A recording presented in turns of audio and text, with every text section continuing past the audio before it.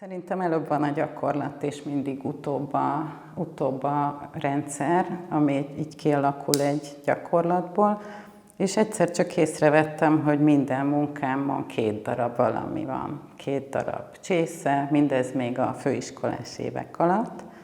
És vagy 2 tányér, vagy valami meg az árnyéka, és ez így utóbb föltűnt, hogy na hát mi is ez a 2, ami egyébként csak mint kompozíció így kifejezett valami izgalmas billegést számomra, de ezt nem fogalmaztam meg. Tehát nem az volt, hogy volt egy eszme, és akkor utóbb ahhoz valami illusztrációk születtek volna, hanem hogy csak úgy csináltam, ami eszembe jutott, és aztán később felfedeztem, hogy ezek hasonlítanak egymásra. Még ebben az időszakban, amíg észrevettem ezt az ismétlődést, hogy mindig 2, vagy sűrűn, akkor kinyitottam az etimológiai szótárat, csak úgy találomra, hogy mi ez a kétség, mert úgy feltűnt, hogy van köze a 2 szónak egymáshoz, illetve egyetőve az a 2 vagy kételj, és akkor így, amit így hozzátett ez, hogy megértettem, hogy miért izgalmas ez nekem, hogy pont emiatt a kis bizonytalanság miatt. A bizonytalanság alatt azt értem, hogy nem egy ilyen fix állítás, hogy ez most így van, hanem inkább kérdés. Azt valahogy mindig érzékeltem, hogy a valóság is egy dolog, amit igyekszünk megérteni, és az a rendszer, ahogy az elménk próbálja megérteni, az egy másik. A számok azok egyszerűen csak egy ilyen nagyon tiszta és világos rendszer, amivel próbáljuk leképezni a valóságot, de csak az egyik, és ez a világossága egyfelől vonzó számomra, másik oldalról meg érzékelem a tökéletlenségét is, hogy a valóság mindig izgalmasabb. Eleve az, hogy fokozatokból áll mondjuk egy számsor, és valahogy engem érdekel, hogy mi van közötte. Morális alaphelyzetet úgy értem, hogy ez egy választás mindig, hogy ahogy a gondolkodásunkban van sötét és világos, most megint visszautalhatunk arra, hogy mennyi minden van még a sötét meg a világos között is, de mégis, hogy meg tudjunk fogalmazni dolgokat, valamihez képest nézzük. Ugye magában semmit nem tudunk leírni semmiről, mert ez az asztal is csak valamihez képest fehér, de ha egy még abszolút fehéret teszünk mellé, ugye nem lesz az. És ugyanígy van a jó meg a rossz is a világban, tehát ezt mondjuk mindenfajta ilyen tényleg moralizálás nélkül, csak úgy gondolom, hogy megítélünk dolgokat a saját nézőpontunkból, jó esetben nem sommásan, hanem kicsit árnyaltabban, és ez a szó, hogy árnyaltabb, ez jól kifejezi azt, hogy miért érdekel még mindig, mert egy nagyon egyszerű tőmondat, amit mint egy abszolút igazságot fejezünk ki, azt úgy jó megértjük, és tulajdonképpen tovább lépünk, hiszen nincs benne titok. És szerintem általában azt gondolom, hogy az összes művészt az érdekli, ami nem ennyire egyszerűen nem illusztráció, és nem egy sommás mondat, hanem inkább egy ilyen óvatos tapogató cél.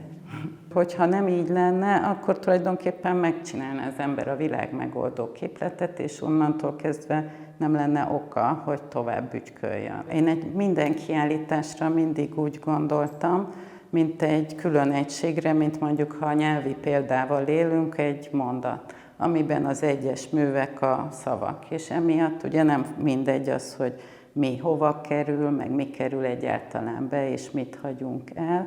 És fontos, hogy ugyanazokból a szavakból lehet egy értelmes mondatot is, meg lehet egy kevésbé értelmeset is összeszerkeszteni. És ahogy így gyülekeztek az elmúlt évben a munkák, úgy éreztem, hogy ezeket így egymással helyzetbe lehetne hozni, hogy egymáshoz hogy viszonyuljanak, és az pedig, hogy ilyen heterogén a matéria is, meg hogy nem csak sík munkák vannak, hanem térbeliek is. Az egyszerűen csak, hogy mire képes az ember, hogyha tud biciklizni, meg úszni, akkor meg sétálni, ezeket így vegyíti. És hogy alapvetően az én érdeklődésem nem egy médiumra irányul, hogy festészet vagy szobrászat, hanem csak valamilyen formában jutnak eszemben a dolgok. Tehát nem, és azt többször láthatjuk is majd, hogy van olyan kompozíció, ami megjelenik így textilbakelitből is, meg festményként is. Vannak itt olyan munkák, amik mondjuk 2-es számjegyekből állnak, és ilyet 10 évet csináltam először, és felmerülhet a kérdés, hogy vajon 10 év szünet után miért veszi az ember újból elő, és annyiból egyszerű a válasz, hogy egyszerűen eszembe jutott megint.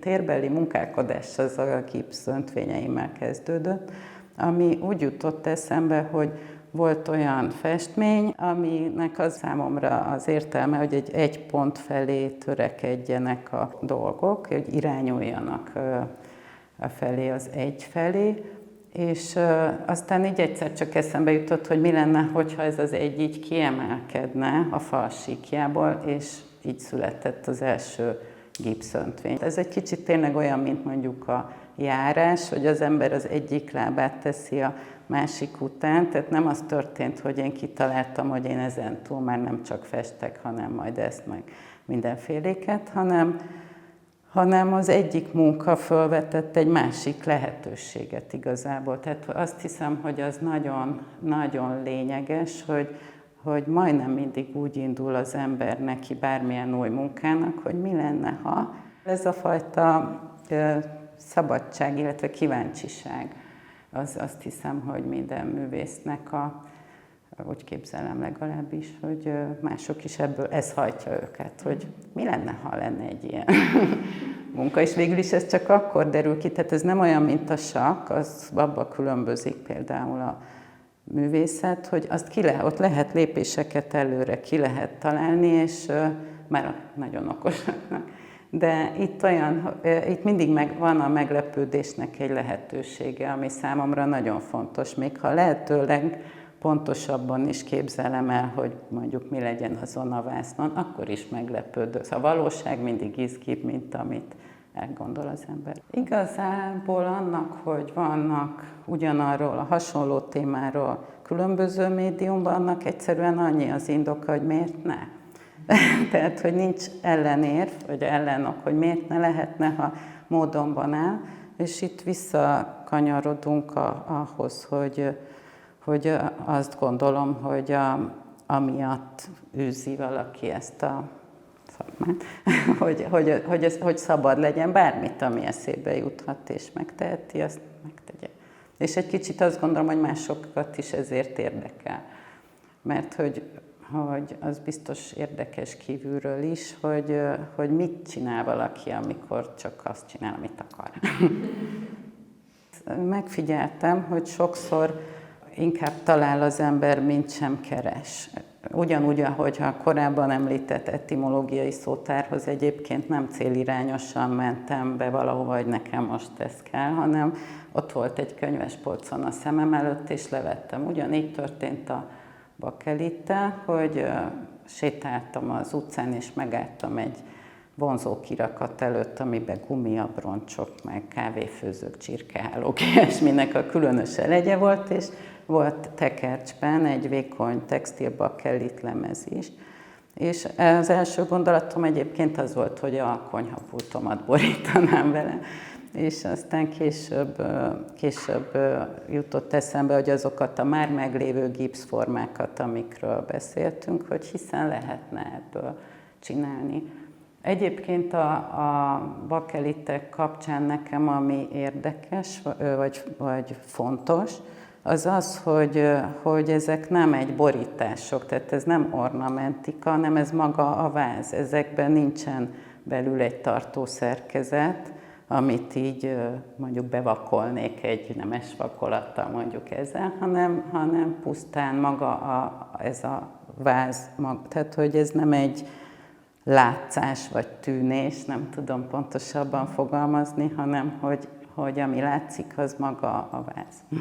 Korábbi munkáimon is szerepelt sárga, és ott egyszerűen csak a hatékonysága miatt, tehát kerestem egy olyat, nem festészeti tűnődgetésnek volt az eredménye, hanem gondoltam, hogy mi az, amire elég jól reagálunk mindannyian, mint emberek, és a piros után meg vagy mellett a sárga, és akkor azok egy kicsit harcosabb képek voltak, és ennél pedig meg ezt a kicsit ilyen tünékenységet, egyébként egyszerűen ilyen színbe jutott eszembe mindegyik, tehát hogy ez nem egy spekuláció eredménye, hanem ilyen színbe jutott eszembe, és itt viszont tetszett, vagy izgatott az, hogy ez a lecsupaszítás, hogy van, ahogy beszéltünk előtte a 2-es kapcsán, mondjuk van fény meg árnyék, hogy mi lenne, ha csak egy számomra fényszínű festék lenne, és csak